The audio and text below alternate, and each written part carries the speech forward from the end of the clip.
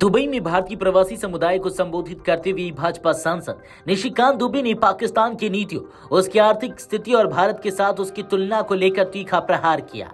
वे उस सर्वदलीय प्रतिनिधिमंडल का हिस्सा हैं जिसे भारत सरकार ने पहलगाम आतंकी हमले के बाद दुनिया को पाकिस्तान के असली चेहरे से अवगत कराने के लिए विदेशों में भेजा है। चलिए अब आपको बताते हैं कि आखिर निशिकांत दुबे ने क्या कहा। निशिकांत दुबे ने अपने भाषण की शुरुआत ऐतिहासिक पृष्ठभूमि से करते हुए कहा, भारत और पाकिस्तान दोनों की अर्थव्यवस्थाएं एक ही समय में शुरू हुई, लेकिन आज भारत दुनिया की चौथी सबसे बड़ी अर्थव्यवस्था है, जबकि पाकिस्तान हमसे 11 गुना पीछे है।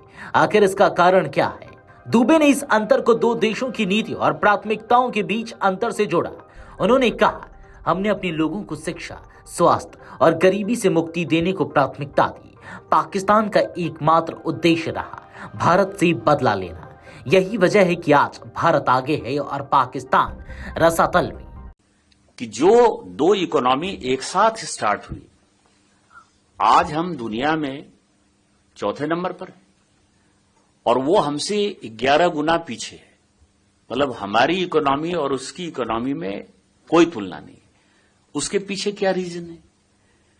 उसका एकमात्र उद्देश्य है कि भारत से बदला लेना, और हमारा एकमात्र उद्देश्य है, जो लीडर ने कहा कि हमारे यहां जो हिंदू, मुस्लिम, सिख, ईसाई, बौद्ध, जैन जो भी हैं, उनको हम कैसे गरीब से अमीर बनाएं, कैसे उनको प्रॉपर एजुकेशन दें, कैसे उनको हेल्थ दें। और उसका इंपैक्ट आपको यहां भी दिखाई दे रहा होगा कि कुवैत में लोग आ रहे हैं, बहरीन में आ रहे हैं, सऊदी अरब में आ रहे हैं, तो लोग पढ़ लिख के आ रहे हैं और उनके मन में जो है फीलिंग है। तो वो एक दिखाने की आवश्यकता है कि उसने युद्ध से क्या जीता, और हमने अपनी यदि पॉलिसी बनाई कि युद्ध नहीं करना है तो हमने क्या अचीव किया। ये एक बड़ा डिफरेंस है। दूसरा, उपकार वाले जो आपने कहा, संयोग से हम लोग बिहार झारखंड के और बगल में पांडा साहब भी बैठे हुए हैं, इसलिए बोलने में मुझे ज्यादा सुविधा है कि बुद्धिज्म अशोक ने तब अपनाया जब युद्ध उसने जीत लिया। तो हम बुद्ध का देश जरूर हैं, लेकिन उसका रास्ता जब आतंकवाद होगा तो वो युद्ध से ही जाएगा। निशिकांत दुबे उन 13 सांसदों में शामिल हैं जो हाल ही में पहलगाम आतंकी हमले के बाद सरकार द्वारा गठित सर्वदलीय प्रतिनिधिमंडल के साथ विदेश यात्रा पर है। इस प्रतिनिधिमंडल में कांग्रेस, सपा, बसपा, टीएमसी, आप और बीजेपी के सांसदों को शामिल किया गया है ताकि दुनिया को यह बताया जा सके भारत कितनी गंभीर आतंकवादी चुनौती का सामना कर रहा है, जिसका मुख्य स्रोत पाकिस्तान है। यह प्रतिनिधिमंडल अब तक बहरीन, सिंगापुर और दुबई का दौरा कर चुका है। हर देश में वहां के प्रवासी भारतीयों और स्थानीय सरकारों के प्रतिनिधियों से संवाद किया गया। दुबे ने इस दौरे को एक रणनीतिक कूटनीतिक पहल बताया है।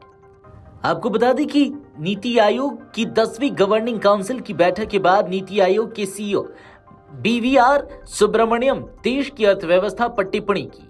नीति आयोग के सीईओ ने कहा कि हम दुनिया में चौथी सबसे बड़ी अर्थव्यवस्था हैं। हम $4 ट्रिलियन की अर्थव्यवस्था हैं, और यह मेरा डेटा नहीं है, यह IMF का डेटा है। भारत आज जापान से बड़ा है। केवल संयुक्त राज्य अमेरिका, चीन और जर्मनी ही हमसे आगे है। अगर हम जो सोच रहे हैं उस पर टिके रहते हैं तो अगले 2.5 से 3 वर्षों की बात है, हम तीसरी सबसे बड़ी अर्थव्यवस्था बन जाएंगे। भारत की इस तेज रफ्तार वृद्धि के पीछे निर्माण क्षेत्र में लगातार पैसा झोंका है। सड़क मार्ग, रेल परिवहन, पोर्ट निर्माण और आवासीय भवनों के निर्माण को केंद्र सरकार ने अपनी नीतियों के केंद्र में रखा है। इसका लाभ कोर सेक्टर के स्टील, सीमेंट, बिजली, तेल सहित औद्योगिक सेक्टर के 50 बड़े क्षेत्रों को मिला है। इससे इसके साथ जुड़े अन्य सेक्टरों में भी तेज वृद्धि देखी गई है। केंद्र सरकार ने देश में लगातार निवेश का माहौल बेहतर बनाए रखा है। इसका असर हुआ है कि विदेशी निवेशकों ने यहाँ निवेश को अपनी प्राथमिकता बना रखा है। इससे देश के अनेक क्षेत्रों में पर्याप्त निवेश प्राप्त हुआ है और इससे इन सेक्टरों को बढ़ाने में वित्तीय मदद मिली है। अभी जिस तरह के वैश्विक माहौल बने हैं, उसमें आगे भी भारत में निवेश की संभावनाएं बेहतर बन सकती हैं। आपको बता दें कि निशिकांत दुबे ने खास तौर पर प्रधानमंत्री नरेंद्र मोदी की डिफेंस मैन्युफैक्चरिंग नीति की तारीफ की और कहा कि आज भारत न केवल अपने लिए हथियार बना रहा है, बल्कि दुनिया भर में ब्रह्मोस, आकाश और रक्षा तकनीक का निर्यात कर रहा है। इससे भारत को भारी मात्रा में विदेशी मुद्रा भी मिल रही है और वैश्विक प्रभाव भी बढ़ा है। पाकिस्तान इसके विपरीत दुनिया के हथियारों पर निर्भर रहता है और घरेलू निर्माण ना के बराबर है। अपने संबोधन के अंत में निशिकांत दुबे ने भावुक स्वर में कहा, हमें गर्व है कि हम उस देश से आते हैं जिसने अपनी नीतियों से गरीबी को चुनौती दी, तकनीक को अपनाया और दुनिया में अपना नाम बनाया। पाकिस्तान ने नफरत चुनी, हमने विकास। यही फर्क है आज भारत और पाकिस्तान में। सर्वदलीय प्रतिनिधिमंडल की यह यात्रा सिर्फ कूटनीतिक नहीं बल्कि सच और झूठ की लड़ाई में भारत का पक्ष रखने का प्रयास है और भारत ने इस लड़ाई में एक बार फिर नैतिक और रणनीतिक विजय हासिल की है। Video desk amarujala.com। अगर आप ये वीडियो YouTube पर देख रहे हैं तो हमारे चैनल को सब्सक्राइब कर बेल आइकन दबाएं और Facebook पर देख रहे हैं तो हमारे पेज को लाइक करें।